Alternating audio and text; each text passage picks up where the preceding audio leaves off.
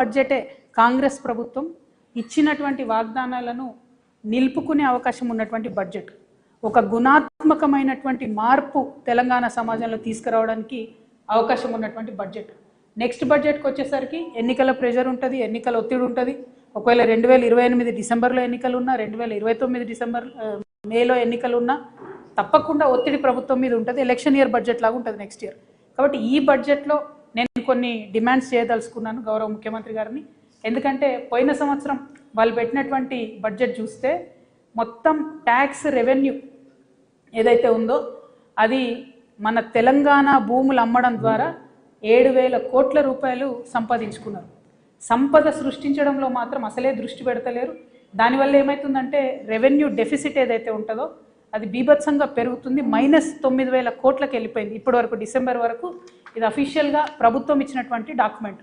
ఇందులో నా యొక్క కల్పన ఏమీ లేదు, వాస్తవిక విషయాలు నేను చెప్తా ఉన్నాను. అంటే ఒక పక్క సంపద సృష్టించకుండా ఇంకొక పక్క ఆల్రెడీ మనకున్నటువంటి ఆస్తులు నమ్ముకుంటా ఉన్నారు. సరే అట్లా చేసింది అనుకుందాం, మరి కనీసం ఆ డిస్బర్స్మెంటు, ఆ డబ్బు అనేటటువంటిది పేదవాళ్ళకు పోవాలి, వెల్ఫేర్ కోసం పోవాలి, కొన్ని మంచి అంశాల మీద క్యాపిటల్ ఎక్స్పెండిచర్ కింద పోవాలి. అది కూడా జరగడం లేదు. ఏదైతే వీళ్ళు పేదవాళ్లకు వెల్ఫేర్కి పెన్షన్కి పోయిన బడ్జెట్లో 1,21,000 కోట్లు పెడతామని చెప్పిండ్రో దాంట్లో డిసెంబర్ వరకు కేవలం 55,000 కోట్లు మాత్రమే ఖర్చు చేయడం జరిగింది. అందుకే మనకు రావాల్సిన పెన్షన్లు వస్తలేవు, అందుకే మనకు రావాల్సిన నిండ్లు వస్తలేవు, అందుకే జరగాల్సినటువంటి అభివృద్ధి పనులు కానీ వెల్ఫేర్ పనులు కానీ జరగడం లేదు.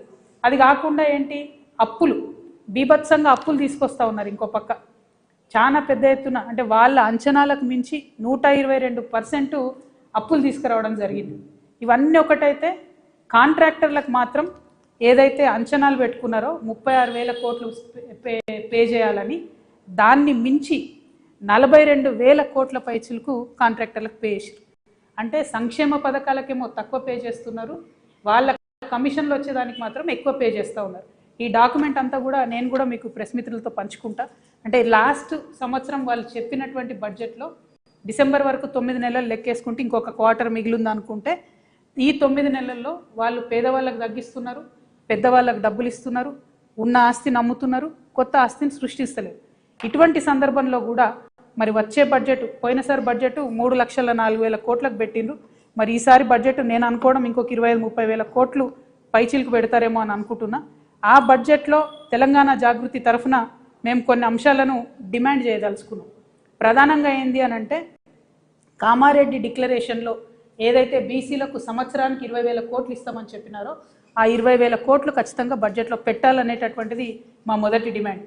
రెండవ డిమాండు, ఇవాళ అవ్వాతాతలు కావచ్చు, ఆడబిడ్డలు కావచ్చు, వికలాంగులు కావచ్చు, మీరు పెన్షన్లు డబుల్ చేస్తామని ఏదైతే చెప్పారో దానికోసం ఎదురు చూస్తున్నటువంటి సందర్భం ఉంది. కాబట్టి ఖచ్చితంగా ఆ పెన్షన్లన్నిటికీ కలిపి 35,000 కోట్ల రూపాయలు బడ్జెట్లో పెట్టాలని చెప్పి మేము డిమాండ్ చేస్తూ ఉన్నాం.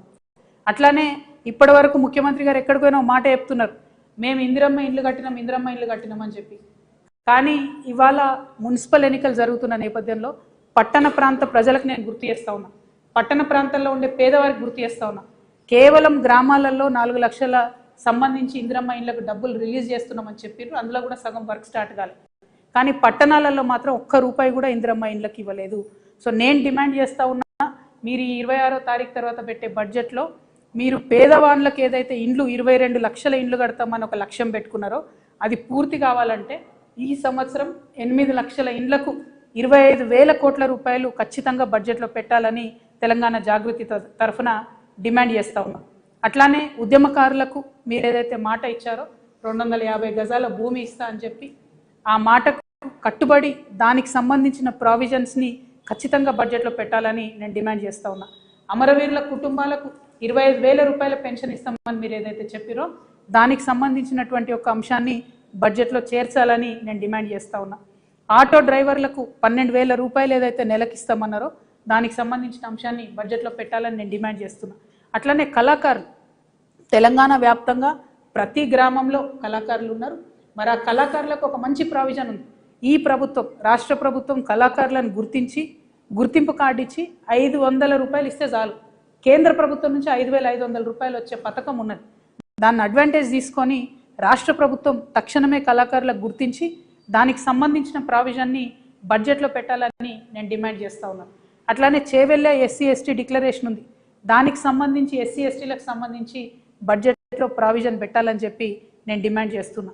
వరంగల్లో రైతు డిక్లరేషన్ ఉంది, దాని ప్రకారం మరి రైతులకు ఏదైతే మినిమం సపోర్ట్ ప్రైస్ పెంచడము, బోనస్కి సంబంధించిన అంశాలు అవి ఖచ్చితంగా మనము ఇవాళ బడ్జెట్లో పెట్టాలని చెప్పి నేను డిమాండ్ చేస్తూ ఉన్నా.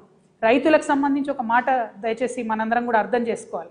రైతులకు ఇస్తాం మేము రైతు భరోసా, రైతులతో పాటు కౌలు రైతులకు ఇస్తాం మేము రైతు భరోసా అని చెప్పి మాట ఇచ్చారు. ఇంతవరకు అది పూర్తి చేస్తలేదు. రైతులకు కౌలు రైతులకు కలిపి పెట్టాలంటే 25,000 కోట్ల రూపాయలు సపరేట్ హెడ్ కింద పెట్టాలనేది నేను డిమాండ్ చేస్తూ ఉన్నా. రైతు కూలీలకు ఏదైతే సంవత్సరానికి 12,000 రూపాయలు ఇస్తామన్నారో దానికి 10,000 కోట్లు అవుతుంది, అది కూడా బడ్జెట్లో పెట్టాలని నేను డిమాండ్ చేస్తున్నా. అన్నిటికన్నా మించి ఏంటంటే ఇవాళ ఆల్రెడీ ఫిబ్రవరి, యాసంగికి సంబంధించి ఇంతవరకు రైతు భరోసా రాలేదు.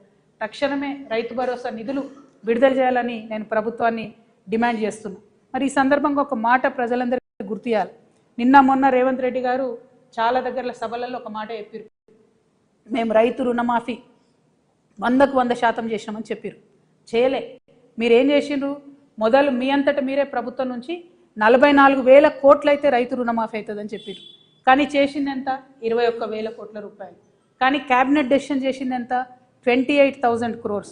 అంటే 28,000 కోట్లు రైతు రుణమాఫీ చేయాలని క్యాబినెట్ చెప్తే మీరు చేసింది 21 కోట్లు. పైగా ముఖ్యమంత్రి గారు ఏమాత్రం మొహమాటం లేకుండా నేను 100% రుణమాఫీ చేసిన అంటారు. నేను ముఖ్యమంత్రి గారికి ఛాలెంజ్ విసురుతా ఉన్నా, మీ మహబూబ్ నగర్ పోదామా, మా నిజామాబాద్ వస్తారా, లేకపోతే హైదరాబాద్లో సెక్రటేరియట్కి మమ్మల్ని రమ్మంటారా? జాగృతి వల్ల వస్తాం, రుణమాఫీ కానీ రైతులందరినీ తీసుకొని వస్తాం. ఖచ్చితంగా మీరు 50% మంది రైతులకు రుణమాఫీ చేయలేదు. ప్రతి జిల్లాలో ప్రతి చోట ఎక్కడికి పోయినా రైతులు బాధపడతా ఉన్నారు. నిజంగా మీకు చిత్తశుద్ధి ఉంటే ఆ ఏదైతే మిగతా 50% మందికి రుణమాఫీ కాలేదో ఈ బడ్జెట్లో పెట్టి రుణమాఫీ చేయండి. ఎగ్గొట్టకండి దయచేసి రైతులకు. రైతన్నలు ఇబ్బందిలో ఉన్నారు. ఇప్పటికే మీరు యూరియా కూడా ఇవ్వలేని పరిస్థితులలో, మేనేజ్ చేయలేని పరిస్థితుల్లో రైతులు ఇబ్బంది పెడుతున్నారు. ఇది కరెక్ట్ కాదు. ముఖ్యమంత్రి గారు నిజాలు చెప్పండి ఇప్పటికన్నా అని చెప్పి మేము వారికి హెచ్చరిక చేస్తూ ఉన్నాం.